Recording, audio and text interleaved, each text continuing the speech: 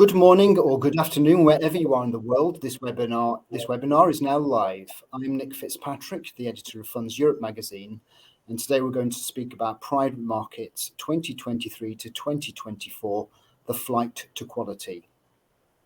So fund managers have been steering through a fundamentally different environment than the one they had become accustomed to for the last 15 years, according to the 2024 Global Private Equity Outlook by law firm Deckert.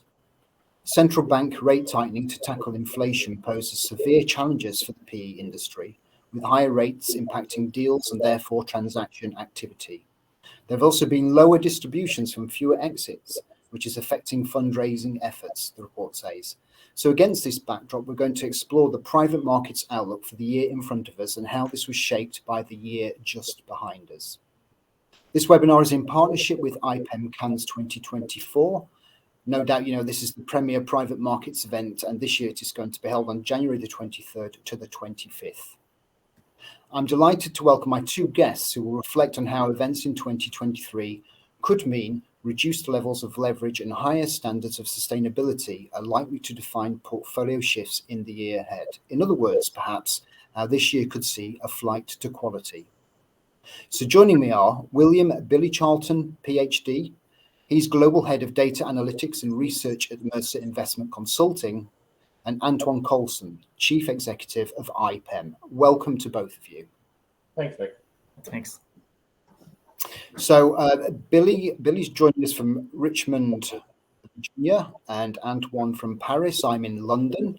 I think we've got bad weather all around, but we hope the lines will stabilize and give us a good solid 45 minutes. I'll just say to the audience that you can ask questions at any time. You should see the questions icon somewhere on your screen, and just know that questions are completely anonymous. Even we can't see who you are or what firm you're from, and we'll try and answer as many as we can as we go through this.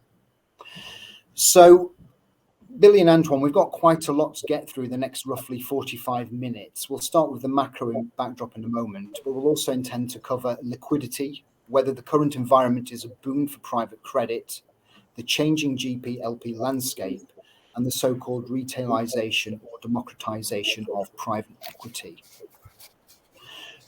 Billy, turning to you first, though, what were some of the game-changing events in 2023 for the private markets industry, do you think, and how did they set the tone for this year?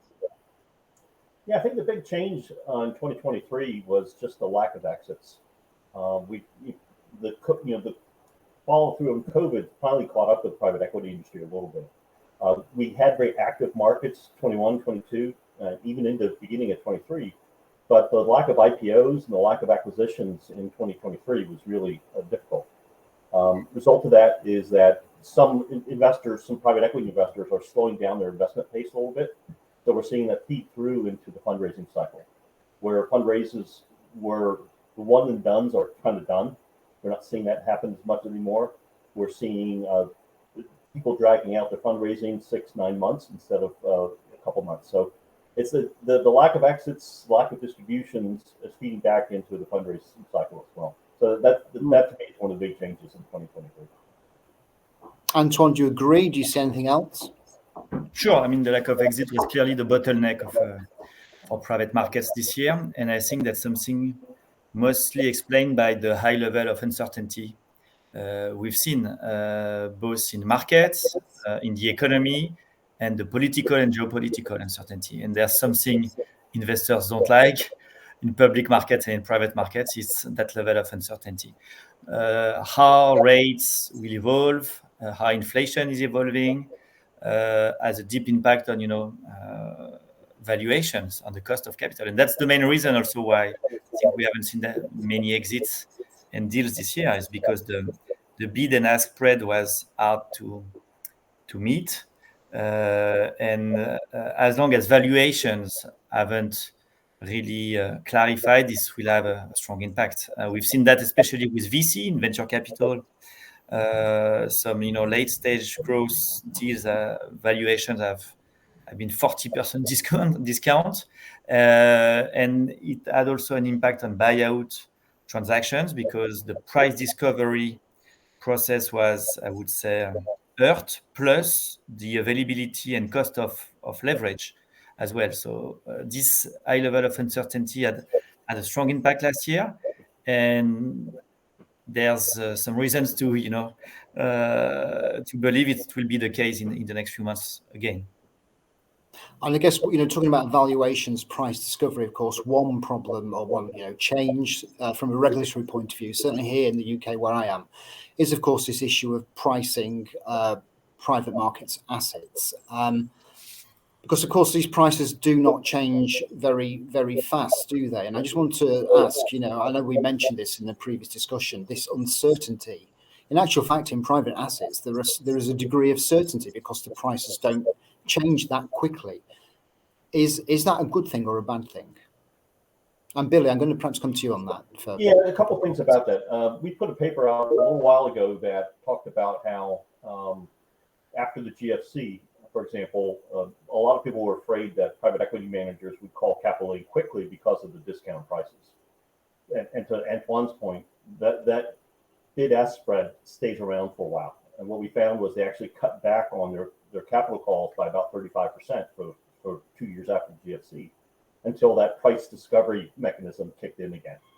One of the things, interesting enough, we're seeing now is the valuations, at least on the EBITDA multiple basis, are actually still pretty high. And what's happening as we talk to our managers is that the better deals are getting done. So they're still priced fully, whereas the mediocre or the deals with more uncertainty are not getting priced. So interestingly enough, prices stay high a little bit because of the quality of the deals that we're seeing through the pipeline. And it does take some time for those assets that aren't as high quality to reset their expectations on pricing, which is why you end up with a deal flow drop in times like these. I mean, Antoine, you speak to a lot of PE firms, etc. I mean, do you think private markets are less distracted by noise and therefore perhaps less distracted by uncertainty? It's by nature, the fact of being illiquid or being long-term is supposed to lead GPs to be less distracted by, market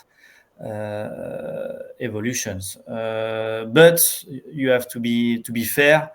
Public markets and private markets are still quite connected, especially I would say for two reasons. First, the mark-to-market thing is something that needs public markets, so that has an impact obviously on valuations. And second, because it's an alternative for allocators. Public markets are equity exposure for private equity investors as well. So there's competition, and I think also it's something new that private market fund managers were not used to in the last 5 years, is the growing competition of other asset classes that were seen before as irrelevant compared to the high returns private markets were delivering. So that's a new thing. When you can deliver 4% risk-free on a 10-year treasury, that's the level of the water.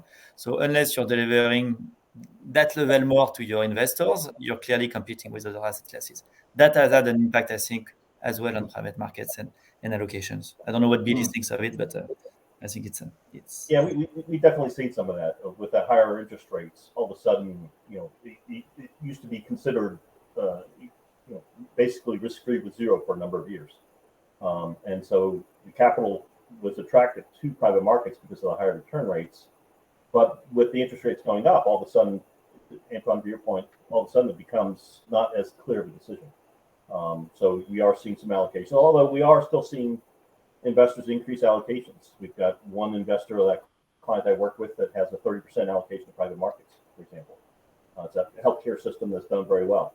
So we are still seeing a lot of interest there. We're still seeing people come in. We are seeing some investors kind of slow the pace of their program down right now, but they're still investing. Right. Okay. Thank you. Just, two of the biggest conversations in private markets over the past year or two, I guess, have been, on the one hand, the democratization of private assets, which we'll come to in a little while, but also, of course, the rising profile of private credit. So, I mean, I know, Antoine, I think you would forward the idea that 2024 is going to be so-called private credit dream. Why do you think that? Well, I remember last September at IPEM Paris, Steve Schwarzman, the founder of Blackstone, was on stage and said something like, when you can make 12, 13% a year with almost no risk of loss, what else can you do in life? Something like that. And I think that clearly illustrates, the competition I was mentioning. These are private equity or equity-like returns with, yield delivering securities and a good risk return profile. So that's something that I think explains a lot the growth of private credit, together with something everyone knows, the fact that banks have withdrawn from large parts of the credit market. But it's a fact this private credit space is now a 1.4 trillion market. It almost doubled in 3-4 years, and it's poised to do the same in the next few years as well, helped by the situation we are discussing. Thanks. I mean, if we just ask you before we move on, perhaps if one of us isn't speaking, we might mute, just because there's a little teeny bit of feedback, and let's just see if that possibly works, or at least I'm getting the feedback. Okay, but Billy, I mean, are there not some credit and transparency risks to consider, though, with private credit? I mean, yes, there are, but particularly transparency. I recently read a PIMCO executives apparently warning that the industry may not be regulated enough, and that this is a cause for concern if more credit risks transfer from banks to the likes of pension funds and insurers. What do you think to that, Billy? A couple comments. I think one of the interesting things is the reason it may be less regulated now is because of the regulators. When they started squeezing banks on their loan portfolios, a lot of what would have been financed under a bank label is now financed in private debt. A couple things about that. I think one of the things I've always admired about private markets has been the alignment of incentives between the investors and the LPs. And the private debt is the same way. They have every incentive to make sure that those loans that they're negotiating are paid off and paid off as expected. So you get much more close to the alignment with the LPs than you do necessarily in a bank situation, I think. So they can't, a private credit team cannot plan on raising another fund unless they do well with the existing fund. So that I like that alignment a lot. Now, in terms of regulation, yeah, there's less regulation than it would be under a bank structure. However, you see, in terms of the individual LPs, you see exactly what they're investing in. You have a lot of direct information on that loan that you may not have under a bank label as well. So I think there are pluses and minuses on both structures. I personally favor the private market structure over a large public bank structure. Mm-hmm. Great, thanks. I mean, Bill, I'm going to stick with you. I mean, obviously, of course, we've met before. This is not the first time we're meeting. And I know you forward the view that, quote, DPI is the new IRR, internal rate of return. I mean, these are both measures to try and gauge the rate of returns for investors. I wondered, could you explain more? What does DPI stand for? I've got to admit, it's slipped my mind. Distributions to paid-in capital. So it's how much money you've received back from the fund manager versus how much you've invested in that fund manager, or they've called in that fund is called. One of the things about IR that's always bothered me is IR, the vagaries of it are pretty large, especially in a private market setting. An IR under 3 years typically is not reliable. There's too many swings that can be made in that and too easily manipulated. Usually I suggest to people that, when you get to years 4 and 5, IRR becomes reasonably stable, but not in years 1 through 3. DPI, on the other hand, is the measurement of how much capital you received in return. So it's something you've got in your pockets. It's a known quantity. It gives you an idea of the ability of the fund manager both to invest and exit. Now, one thing about DPI is it varies quite a bit by the sub-asset class. So a buyout IR DPI is not going to be comparable to VC DPI. Usually VC, especially early stage, is going to be much longer horizon. So your DPI doesn't kick in until years 5, 6, 7. Versus a private credit is a great example. The DPI for a private credit fund is going to be much higher because they're paying out the interest payments that they're receiving. So you really have to, when you look at DPI, you really have to pay attention to what the peers of that same asset class are, not just a raw number. But basically, the DPI is a much more fixed, certain number. It's a hard number as opposed to IRR, which is a little bit more vague. Yeah, in IRR, you get into situations where you can manipulate it by using credit lines, for example. If GP is using credit lines, it changes the IRR. If they play games with valuations, that can become a little bit problematic because that's not realizations in your pocket. That's just a valuation metric. So generally, GPs don't do that, so that's not usually an issue. But DPI is a certain measure for what you got back from that GP. Yeah. And why? Sorry, do you kind of raise this issue now? I mean, do you think that this is going to be a significant change in the year ahead about how investors, measure their returns, how well their investments are doing? Yeah, I think so. I think one of the challenges as we started off this discussion is the exits have been challenging this past year, and so GPs that are able to exit now and generate returns to their investors are demonstrating quite a bit of quality. So that is a challenging environment right now to deal with that. Okay. On that point, Antoine, how do you sense people feel now about the exit environment? Yeah, just to Bill's point, the other saying in the industry is that you can't eat IRR.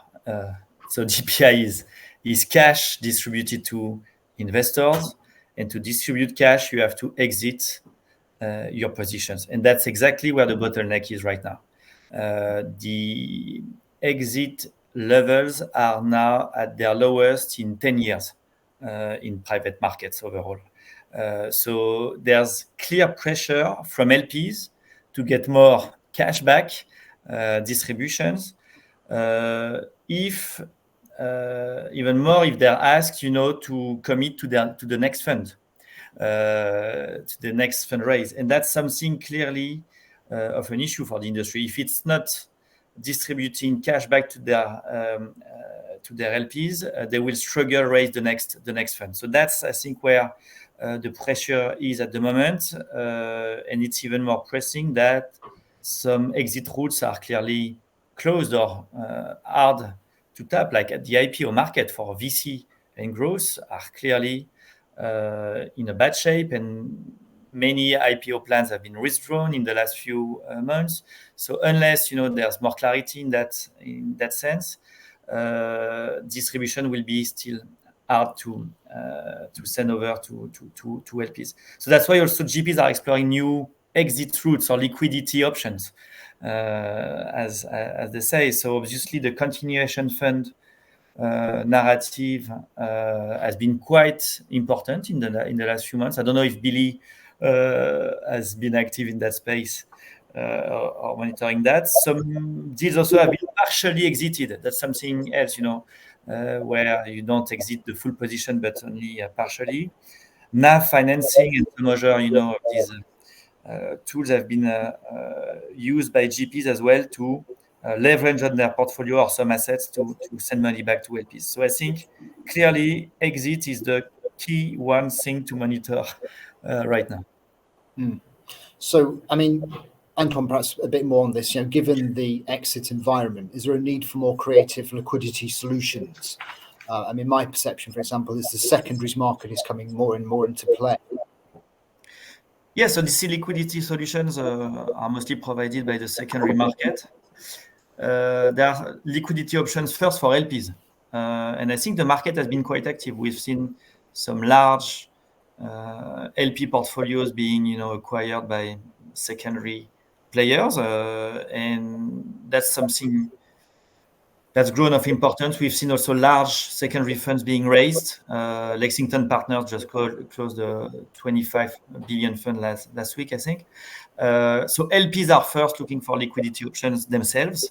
And then GPs are provided these liquidity routes by innovating in a way, by first continuation funds is something, and NAV financing another of these tools as well. Billy, I'm going to perhaps ask you about this too, but before we get you to answer, just a couple of people have messaged that they're hearing you. They're hearing you, that's great. but just a little bit quieter. Just wondered if you could possibly adjust your microphone in some sense, and let's hope. But you are being heard. That's the main thing. Yeah, so I mean, Billy, more or less the same question. Creative liquidity solutions, GP-led solutions, perhaps. How do you see this developing over the past year or so, over the next year or so? Yeah, I think those are still going to be strong. I mean, right now, GP-led secondaries represent about 50% of the market. So they're a very large chunk of the market now. And I think it's actually a very interesting development. One of the things farther back in my life, I was an academic, and one of the things I enjoyed about studying was seeing how markets develop. And this development of continuation funds, I think, is a great example of how markets work to solve problems. It's going to be interesting to see long term what the performance of the GP-led secondaries is compared to regular secondaries.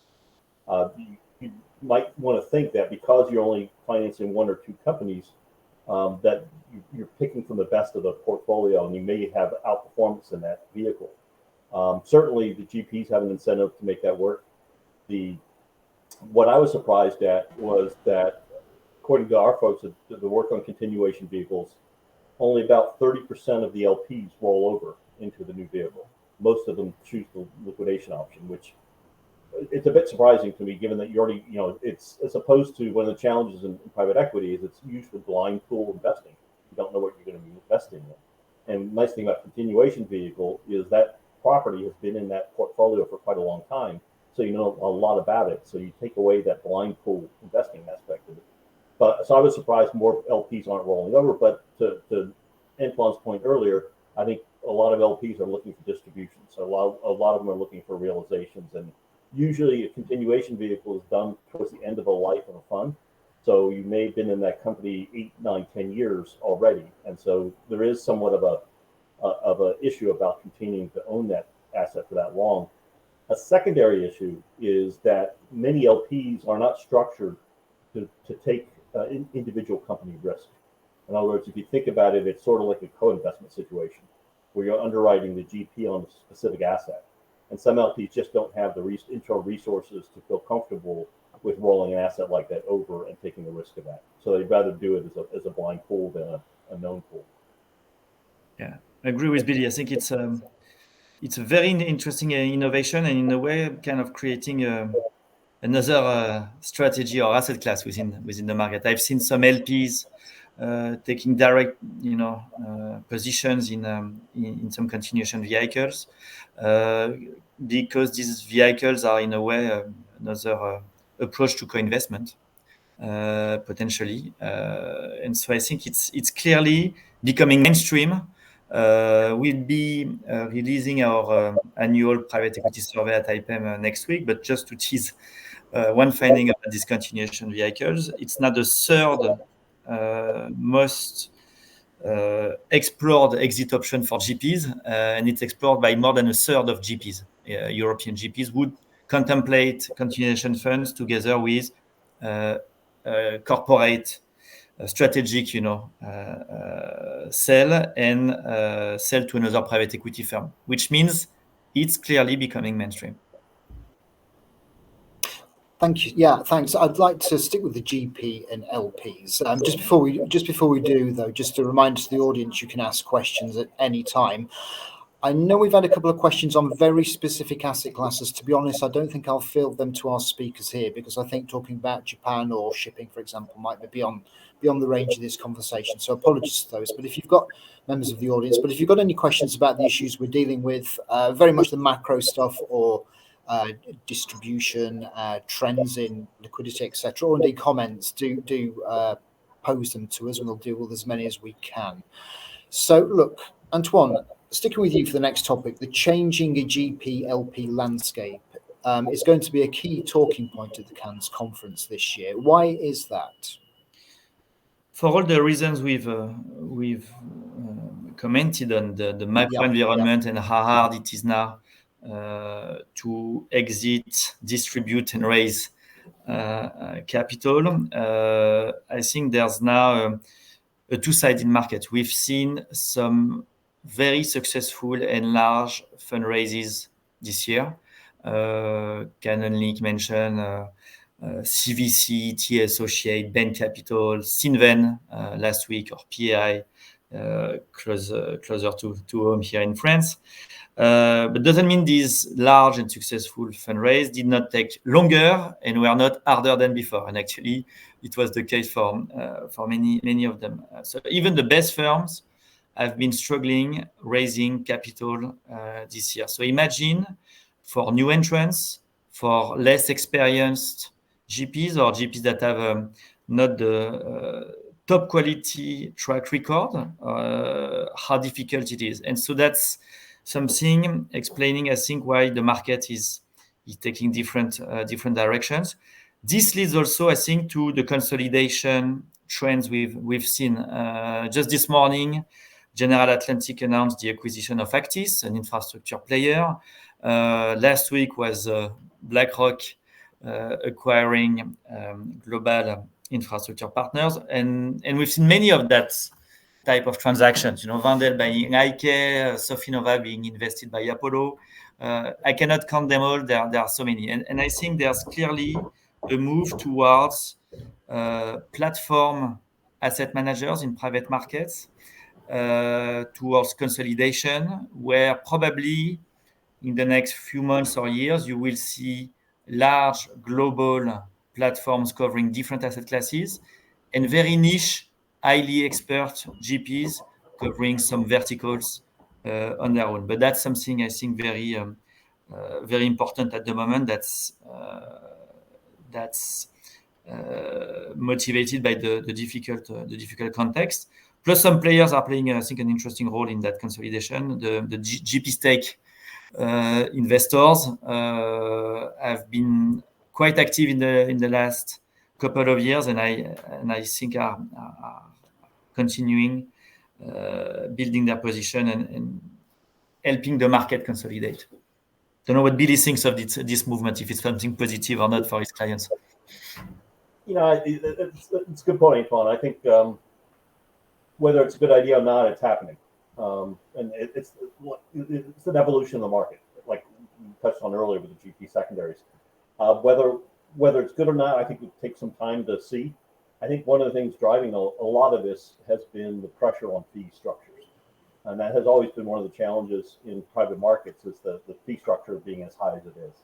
And so this consolidation obviously is one way for that to lower the fees, especially spread across a larger asset base. So as long as LPs are pushing on fees, then the consolidation, I think, continues. I do think there's some issue with where consolidation works better than others. So, for example, I don't know that consolidating venture capital funds is going to work very well. But some of the larger platforms, buyout funds, that makes a lot of sense to me. But the smaller funds, the smaller areas where people are really betting on technology or innovation, I think that makes it more challenging to do a consolidation in those spaces. Mm-hmm. Yeah, another trend is, I would say, the classic asset managers entering the private market space. And that's no surprise. I think a striking figure, private markets or alternatives represent less than 15% of all assets under management, but 50% of the asset management industry revenue. Yep. So that explains, I think, some of the appetite some asset managers have for private markets. Yeah, and the other aspect of it too is just that so many companies are staying private now, as opposed to going public. So you know, if you want to capture the entire investment opportunity set, then you have to have exposure to private markets at this point, because of that, because they can stay private longer. And we've seen situations where, you know, a $400 million buyout fund will sell to one of the properties to $1.5 billion buyout fund that will then sell to a $10 billion buyout fund. So, you know, we've owned some assets under 3 different fund structures as they go through this. And so this again is an evolution of the market where you're seeing this hierarchy develop across buyout space, especially, and also in the growth space at this point too, that, you know, didn't exist 20 years ago. You know, typically was most of your exits were either to IPOs or to acquisitions. Now that third group of selling to another private equity fund becomes really interesting. Thank you. Thanks, guys. So I'll tell you what, we've got about 10 to 15 minutes left. Let's move on to one of the main topics we seem to hear spoken about, written about a lot these days, which is the retailization or democratization of private equity and wider private markets, perhaps. So, assisting this development, the EU's revamped LTIF rules and the UK's fairly new LTAF fund structure. And since the revamped LTIF, more applications and launches have been seen in the LTIF sector in Luxembourg, for example, or so I hear. And certainly a number of firms in the UK have launched LTAFs in the past year or so, such as Schroeder and Vega Investors. Antoine and Billy, is your sense that this is a vast opportunity for private markets firms that they will enthusiastically embrace? Antoine, I'll go to you first. Yeah, I think it's a huge opportunity for private markets. And it's a huge opportunity for retail investors. As Billy said, if you want to build some exposure to high growth activities or assets and to some expert investors playbook, private markets are definitely the place to be. And I think, as you said, Nick, the fact that regulators in Europe, would be interesting to get Billy's views on in the US, but the fact that regulators in Europe are pushing hard so that more retail capital goes into private markets is quite significant, I think. It means there's really a highway to, opportunities for both retail investors and private markets. But to be fair, I think accessing retail capital is very demanding for GPs and for asset managers. Yes, it's the case. There have been some successes. 25% of the assets managed by Blackstone right now are retail assets. And KKR mentioned like 25 or 30% of the capital they are planning to raise in the next few years will be wealth management or retail capital. But not everybody is KKR and Blackstone. It takes some infrastructure, some skills, some people, some staff. So I think it will be very demanding. Plus, you will see more regulation, more scrutiny, and so GPs will have to be more transparent and more accountable for what they do, and this has a cost. So this leads back to the consolidation we are mentioning. I think sometimes you need to be big to tap that kind of potential. Billy, I don't know if there's any particular angle on this you bring from the US at all, but democratization of private equity. Yeah, I think it's an interesting topic, and I applaud the European regulators for seeing the out in front of this, as opposed to the U.S. regulators doing this.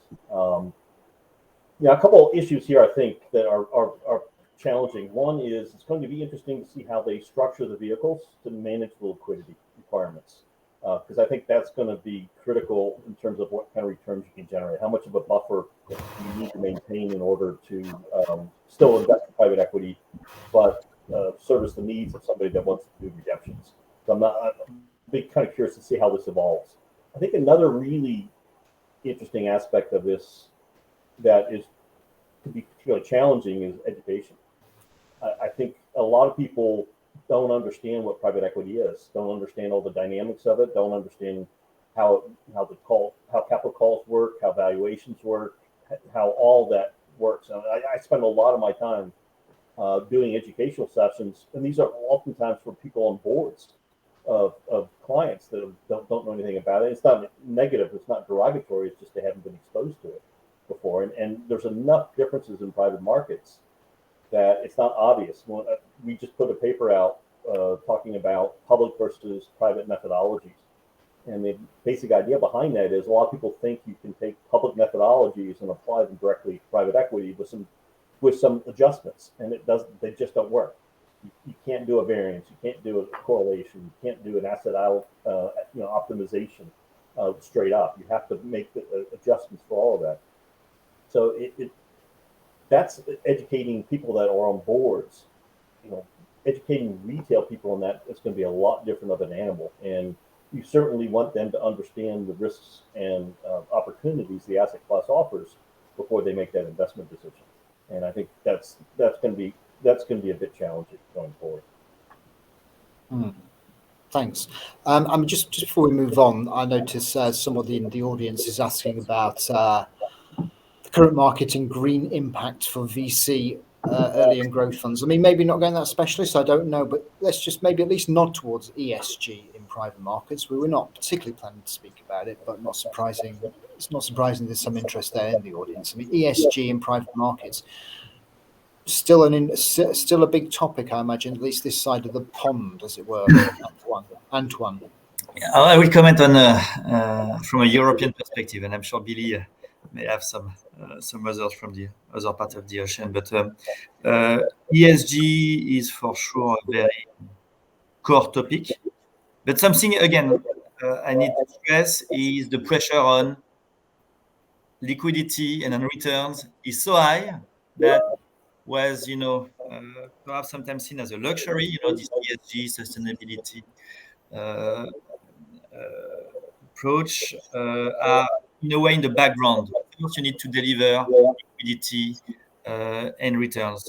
But good news, there's good reasons to think that sustainability and ESG are key components of value creation at a portfolio level. I'm convinced, and most investors are, that sustainable assets are most valuable than the rest of them. So I think that's where we are right now. Sustainability still is key, provided you deliver returns and liquidity. Billy, the US? Yeah, in the US, we're seeing certainly it's gaining a lot of attention. So a lot of fund managers will make sure that the companies they invest in are going by ESG standards. So that has become much more common than it has been before.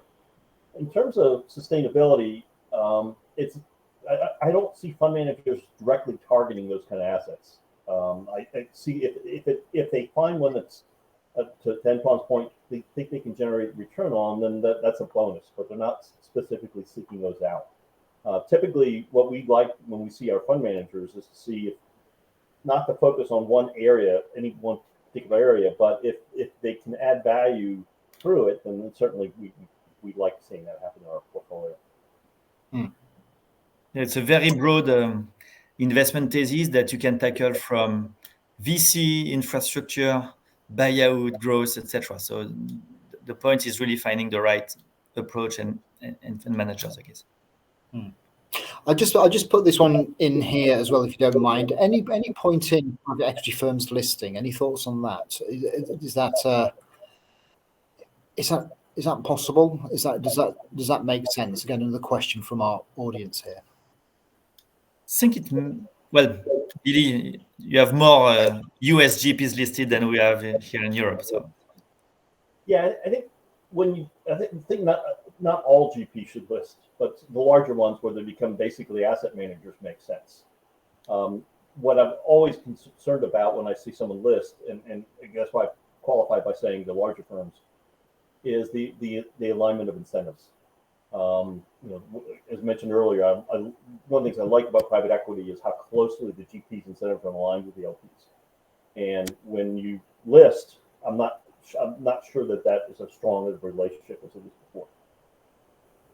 Yeah, that's been discussed a lot, but also I think this industry is moving from an asset-light industry where you could run, your firm with 2-3 people and an office, to more capital-intensive businesses because of the new layers of cost of technology, regulation, etc. But also because of LPs asking for larger GP commitments, and in a way, you need some balance sheet to commit to your own funds and to be better aligned with some of your LPs. So I think that this explains why some GPs are now listing.